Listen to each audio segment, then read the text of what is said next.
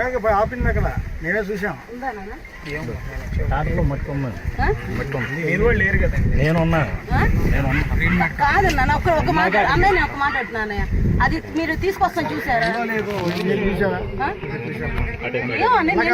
మీరు పాయింట్ అడుగుతున్నారు కదా, మీరు చూసారా? నాకు తెలియదు కదా, మీరు చూడలే. నేను చూసాం. మేము అక్కడ ఆపుతుంటేనే బొట్లైన వచ్చేసి నేను తీసాక అటు వెళ్ళాం.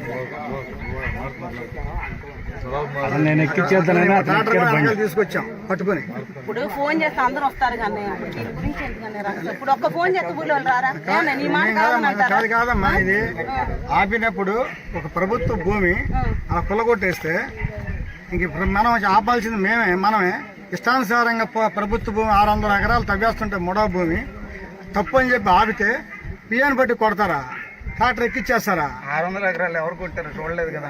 నేను ఇప్పుడే చూసొచ్చా, చెప్తున్నా. మొత్తం గోతులే, మొత్తం రాత్రులు పగలు తవ్వేస్తున్నారు. నేను తవ్వుతుంటే రైతులు ఫోన్ చేసి ఏమన్నారంటే, ఏమన్నా నీళ్లు అది తవ్వుతాం వల్ల మా ఊరంతా ఇవాళ తోటలు వస్తాయి, ఆకుకూరలు వేసుకుంటాం, మొత్తం అందరూ కూడా ఇవాళ మా భూమిలోని ఉప్పు నీళ్ళు వచ్చేస్తాయని చెప్పి అంతకుముందు కూడా నేను ఆపే వెళ్ళి, అంత వైసీపీ టైంలో కూడా నేను ఆపా.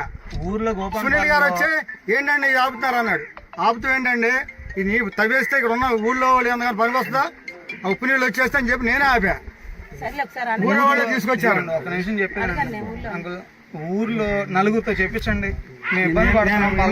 మునేష్, నీతో నాకు మాట్లాడనవసరం. మేము మా పిఏని కొట్టారు, ఆపింది మేము, ఆ బాధపడదు మేము. భూమి పోతుంది, ప్రభుత్వం ఉంది, ప్రభుత్వం నష్టం జరుగుతున్నప్పుడు ఒక ఇన్ఛార్జిగా నా బాధ్యత అది. నా బాధ్యత నేను ఆపుతాను. ఎంతమంది కొడతారు, ఎలా కొడతారు కొట్టండి, ఏం పర్వాలేదు. మేమేమి ఎవరిని కొట్టాం, ఎవరిని బూతులు తిట్టాం. చట్ట ప్రకారంగా ఎలా ఉంటే అది చేద్దాం. సరే, ఇది వాస్తవంగా అయితే ఇవన్నీ జరగలేదు అనుకో. 600 ఎకరాలు మేము కొట్టాము, 200 ఎకరం కొట్టాము, 10 ఎకరాలు కొట్టాము.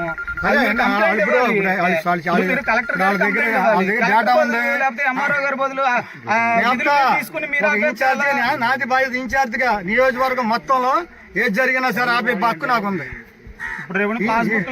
ఏదైనా సరే ఇన్ఛార్జిగా నాకు నియోజకవర్గంలో ఎవరికి అన్యాయం జరుగుతున్నా, ఎక్కడ అన్యాయం జరుగుతున్నా మాట్లాడే హక్కు నాకుంది. ఎమ్మెల్యే తర్వాత, ఎంపీ తర్వాత నాకే ఉంది.